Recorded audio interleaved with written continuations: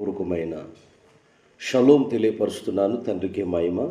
ఒక చక్కని పాట విందాం. ఈ కార్యక్రమాన్ని ప్రతిరోజు వీక్షిస్తున్న మీ అందరికీ మరోసారి షలోం తెలియపరుస్తూ పాట విందాం. తండ్రికే మహిమ కలుగును. హల్లెలూయా.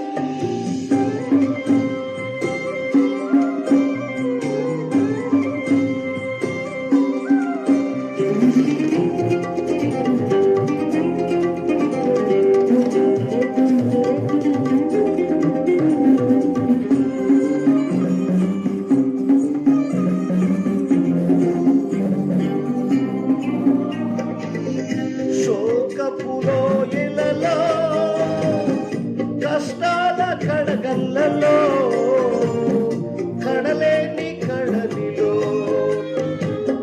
నిరాశ నిస్పృహలో శోకపులో ఇలలో కష్టాల కడగల్లో కడలేని కడలిలో నిరాశ నిస్పృహలో వ్యర్థము కాని ఈ జీవితం ఇక వ్యర్థమని నేననుకునగా, అర్థము కాని ఈ జీవితం ఇక వ్యర్థమని నేననుకునగా, కృపా కనికరము కలయాలే నా కష్టాల కడలిని దాటించితివి. కృపా కనికరము కలయాలే నా కష్టాల కడలిని దాటించితివి. ఎడబాయని నీ కృపా నన్ను విడువదు ఎన్నటికీ. ఎడబాయని నీ కృపా నన్ను విడువదు ఎన్నటికీ.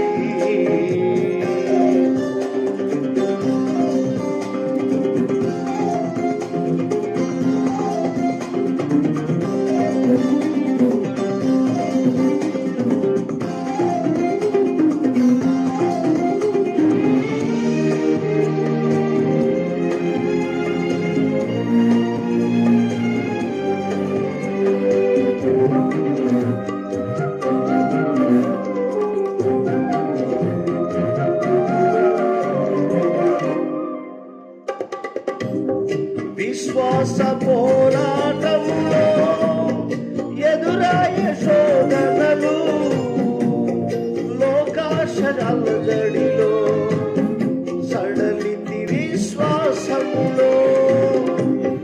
విశ్వాస పోరాటములో ఎదురాయ శోధనలు, లోకాశరాల జడిలో సడలింది విశ్వాసములో. దుష్టులు క్షేమమునే చూసి ఇక నీతి వ్యర్థమని అనుకునగా, దుష్టులు క్షేమమునే చూసి ఇక నీతి వ్యర్థమని అనుకునగా, దీర్ఘ శాంతము గలయావే నా చేయి విడువక నడిపించితివి. దీర్ఘ శాంతము గలయాశ్వ నా చేయి విడువక నడిపించితివి. ఎడబాయని నీ కృపా నన్ను విడువదు ఎన్నటికీ.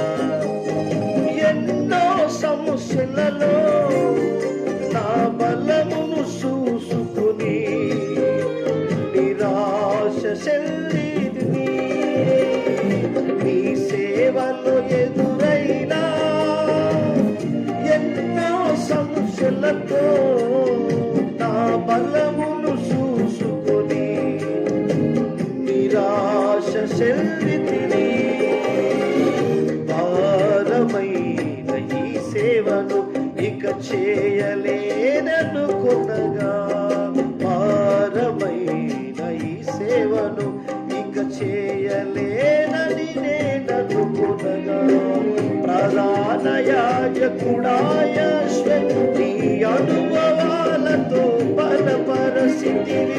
ప్రధాన యాజకుడాయాశ్వే నీ అనుభవాలతో బలపరచితివి. ఎడబాయని నీ కృప నన్ను విడువదు ఎన్నటికీ. ఎడబాయని నీ కృప నన్ను విడువదు ఎన్నటికీ. మెస్సయ్యా నీ ప్రేమానురాగం నన్ను కాయును అనుక్షణం. మెస్సయ్యా నీ ప్రేమానురాగం అనుక్షణం. ఎడబాయని నీ కృప నన్ను విడువదు ఎన్నటికీ. ఎడబాయని నీ కృప. ఒక శ్రేష్టమైన ఈ వాగ్దానాన్ని మీ అందరి ముందు ఉంచుతున్నాను. తండ్రికి మహిమ కలుగునుగాక. ఈ శ్రేష్టమైన వాగ్దానాలన్నీ కూడా తండ్రి యొక్క కృపలో మనం నేర్చుకునే వారమే ఉన్నాం కనుక ఈ దినమంతా కూడా తండ్రి యొక్క కృపలో అని మరి తండ్రి యొక్క వాక్యాలు తన కృపలో మనం అందరం కూడా వర్ధిల్లే వ్యక్తులుగా ఉండాలని శ్రేష్టమైన వాక్యభాగం తెలియపరుస్తుంది. కాబట్టి ప్రియ సహోదరి సహోదరులారా, నేను చదువుతున్నాను ఈ వాగ్దానాలను కూడా చివరి వరకు మీరు వీక్షించవలసింది తెలియపరుస్తున్నాము. కీర్తన గ్రంథం 32వ అధ్యాయము నిజంగా 1వ వచనంలో ఇదే రోమపత్రికలు కూడా రాయబడి ఉంటుంది. తండ్రికి మహిమ కలుగునుగాక. తండ్రి యొక్క సన్నిధిలో ఈ వాగ్దానాలు తెలియపరుస్తున్నవి. ఈ పస్కాకు ముందుగా బైబిల్ తెలియపరిచే వచనాలను మనం జ్ఞాపకం చేసుకుందాము. తన అతిక్రమములను పరిహారించుము, పరిహారము నొందినవాడు ధన్యుడు. తన అతిక్రమములకు పరిహారము నొందినవాడు ధన్యుడు. పాపమునకు ప్రాయశ్చిత్తం నొందినవాడు ధన్యుడు. యావే చేత నిర్దోషి అని ఎంచబడినవాడు ధన్యుడు. ఆత్మలో కపటము లేనివాడు మరీ ధన్యుడని రాయబడింది. సహోదరి సహోదరులారా, ఈ భూలోకంలో ఎవరు ధన్యులు అంటే కోట్లు ఆస్తున్నవాడు ధన్యుడు కాదు. ఒక లాటరీ టికెట్లో కొన్ని లక్షలు వచ్చిన వాడు ధన్యుడు కాదు. పేకాటలో కొన్ని డబ్బు ధనము సంపాదించిన వాడు ధన్యుడు కాదు. కానీ నిజంగా తన అతిక్రమములు అంటే క్రమము లేనిది, అతిక్రమము అంటే క్రమము లేనిది, క్రమంగా పాటిస్తూ క్రమమైన సంపాదనలో ఎవరైతే ఉంటారో, క్రమబద్ధంగా కష్టపడి సంపాదిస్తాడు చెమట వచ్చి, వారు నిజంగా తన పాపాన్ని ఒప్పుకున్నవాడు, కప్పుకోకుండా ఉండేవాడు కాదు. ప్రియ సహోదరులారా, పాపమునకు పశ్చాత్తాపం నొందినవాడు చాలా ధన్యులంట. దావీదుని అన్నాడు నాతాను వచ్చి, రాజుగారు మీరే పాపం చేసింది ఎవరో కాదు రాజా అనగలోనే సింహాసనం దిగి 51వ అధ్యాయంలో పశ్చాత్తాపంతో కన్నీళ్లతో దావీదు ప్రార్థన చేసినట్లుగా రాయబడింది.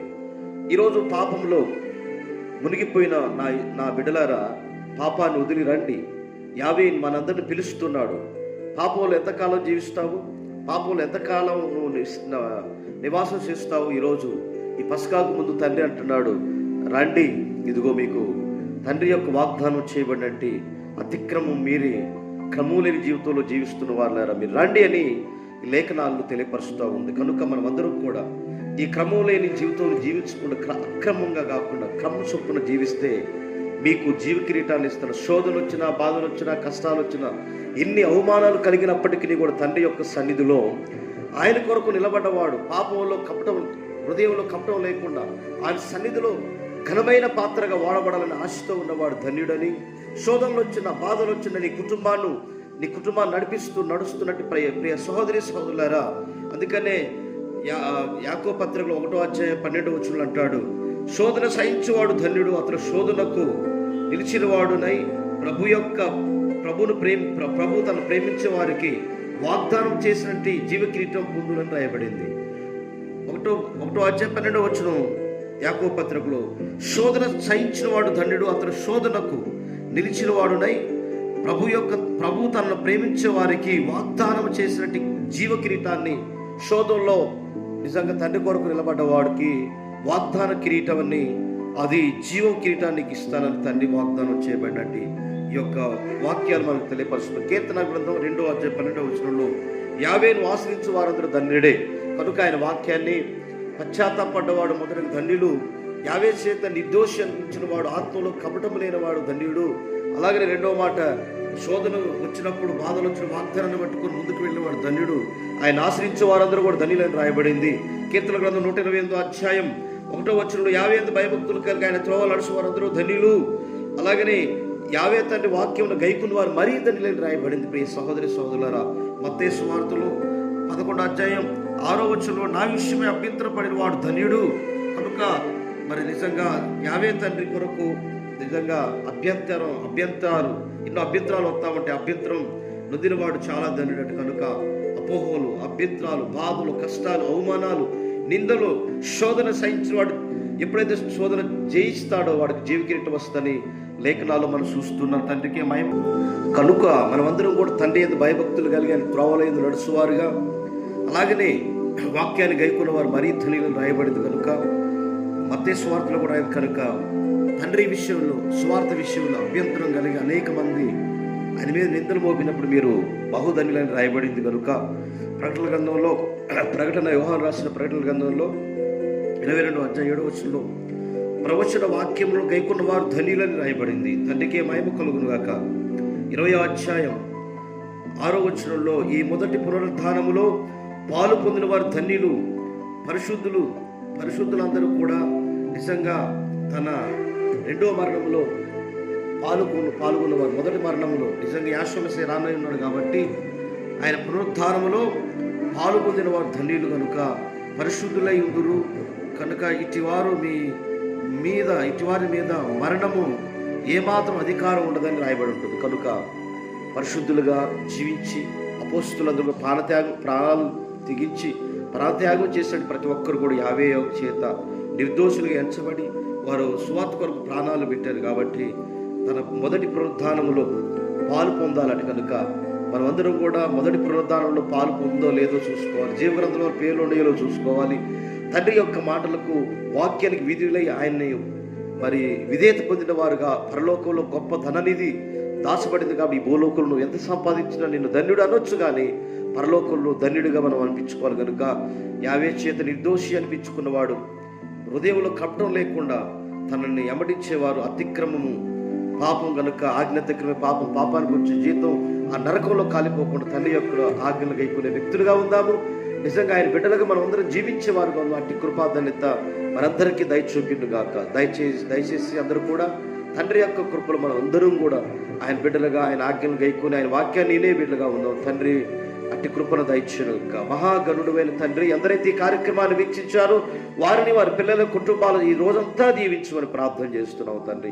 ప్రతి నిమిషం తండ్రి, ప్రతి ఉదయం సాయంత్ర నక్షత్రాలు తండ్రి ఎలాగ వీక్షిస్తున్నాయి, ఎలాగ తండ్రి వస్తున్నాయో తండ్రి సూర్యచంద్ర నక్షత్రాలు మేము కూడా ప్రతి ఉదయం తండ్రి నీ పాదాలు ముక్కునే భాగ్యం దయచేయమని, నీ సన్నిధిలో తల వంచినట్లుగా నీకే సాష్టంగపడినట్టుగా దీవించమని, ఈ కార్యక్రమాన్ని వీక్షించిన ప్రతి కుటుంబాన్ని దర్శించండి. ఈరోజు పుట్టినరోజు వివాహ వేడుకలు జరుపుకుని ప్రతి వారిని ఆశీర్వదించి కృపతో నింపుతారని యెషూవా మెస్సీయ గారి నామం ద్వారా అడుగుతున్నాం తండ్రి, ఆమేన్. అలాగే జరుగును. మీ అందరికీ నా ప్రేమపూర్వక షాలోం. తండ్రి మనందరినీ ఆశీర్వదించును. షాలోం.